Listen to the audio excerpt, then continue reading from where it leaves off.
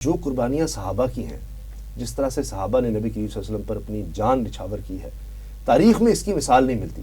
اور جس طرح ڈاکٹر صاحب نے فرمایا کہ اس پر آگے ہم گفتگو کریں گے کہ ہم یہاں کہ جی فلاں کا یہ مقام ہے، فلاں کا یہ ہے، اس کا نہیں، اس پہ لڑائی باہم تو کہ توبہ نعوذ باللہ، شاید پتہ نہیں آپس میں کس طرح ان کی کوئی لڑائیاں تھیں اور ہم یہاں پر لڑائیاں لے کر بیٹھے ہیں.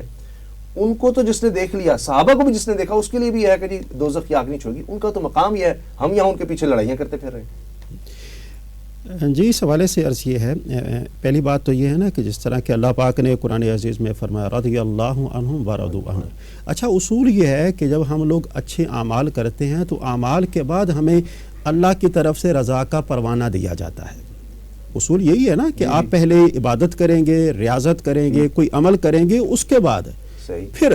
لیکن صحابہ اکرام کا مقام یہ ہے کہ انہوں نے اعمال بعد میں کیے ہیں، اللہ نے رضا کا پروانہ پہلے عطا فرما دیا. سبحان اللہ، رضی اللہ عنہم، یعنی اللہ نے فرما دیا تم میرے پیارے محبوب کے پاس آ گئے ہو، تم نے ان کی ذات پر ایمان لے آئے ہو، ہم تم سے راضی ہو گئے ہیں. ابھی وہ انہوں نے اعمال نہیں کیے.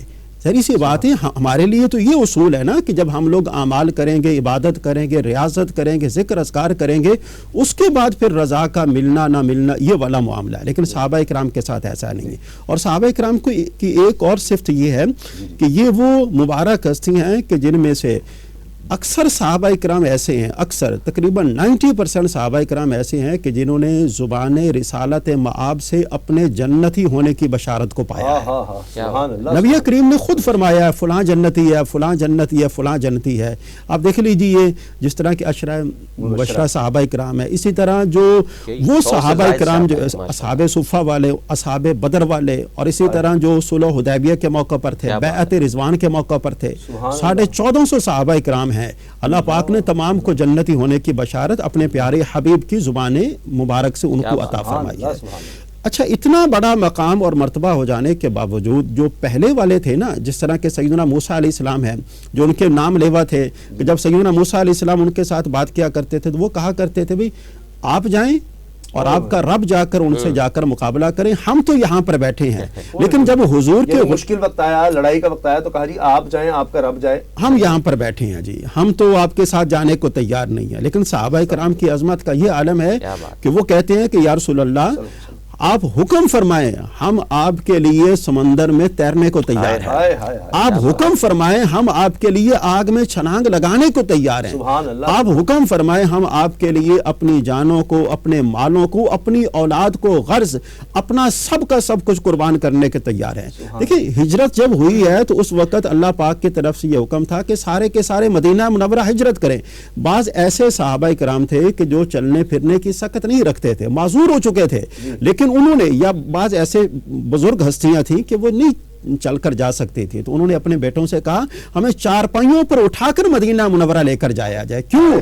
ہمارے پیارے رسول صلی اللہ علیہ وآلہ وسلم اب شہر مبارک سے وہ کوچ کر چکے ہیں، اللہ کی طرف سے یہ حکم آ چکا ہے، اب ہم نے یہاں پر اس شہر مبارک میں نہیں رہنا. تو یہ وہ مبارک اور عظیم ہستیاں ہیں کہ جن کے بارے میں آج کا کوئی آدمی جو ہے وہ لب کشائی کرے تو میں سمجھتا ہوں کہ یہ اس کی بدبختی اور بدنصیبی ہے. اس حوالے سے مولانا روم نے ایک بڑی خوبصورت بات لکھی ہے. وہ کہتے ہیں کہ بدبختی کی علامت یہ ہے کہ بندہ اللہ کے برگزیدہ ہستیوں کے بارے میں زبان درازی کرنا شروع کر دے، تو یہ بدبختی کی علامت ہے. اور پھر ایک اور مقام پر مولانا روم فرماتے ہیں جس آدمی کو دیکھنا ہو نا کہ اس پر اللہ کا غضب ہو رہا ہے، یہ دیکھو کہ وہ اللہ کے نیک بندوں کے بارے میں کیا کہتا ہے. تو اللہ کے غضب ہونے کی علامت کیا ہے؟ اللہ کے غضب ہونے کی علامت پہلی تو یہ ہے کہ اللہ پاک ایسے شخص کو ایمان کی دولت سے محروم فرما دیتا ہے. دوسرے نمبر پر اللہ پاک اس سے نیک اعمال کی توفیق بھی لے لیتا ہے. اس سے بڑی بدبختی اور بدنصیبی اور کیا ہو سکتی ہے کہ ایک آدمی جو ہے وہ اپنے آپ کو مسلمان شمار کرتا ہو لیکن وہ اللہ کے نیک بندوں کے بارے میں زبان تان جو ہے وہ دراز کرتا ہو. تو فرمایا کہ یہ ایک مسلمان کا شیوا نہیں ہے. ہمارا دین جو ہے وہ تو ہمیں اس بات کی تعلیم دیتا ہے، آپ جس کے بارے میں جانتے نہیں ہے نا، آپ سمجھتے ہیں، آپ کے گمان کے مطابق یہ ہے کہ یہ بندہ جو ہے نا وہ برا ہے. بھئی آپ کا گمان ہے، حقیقت تو نہیں ہے، حقیقت تو اللہ کی ذات بہتر جانتی ہے. اور یہاں پر پیر میر علی شاہ صاحب کی بات جو ہے وہ کوٹ کرنا میں ضرور مناسب سمجھتا ہوں. ان کی بارگاہ میں جب پوچھا گیا نا کہ مولا سیدنا علی المرتضیٰ کے حوالے سے اور سیدنا امیر معاویہ رضی اللہ عنہ کے حوالے سے، تو وہ کہتے ہیں کہ بھئی دیکھو یہ ان کے معاملات ہیں، کیا ہم میں سے کسی کا مقام ان کے برابر ہے کہ جو ہم ان کی ذات و برکات پر بات کر سکیں؟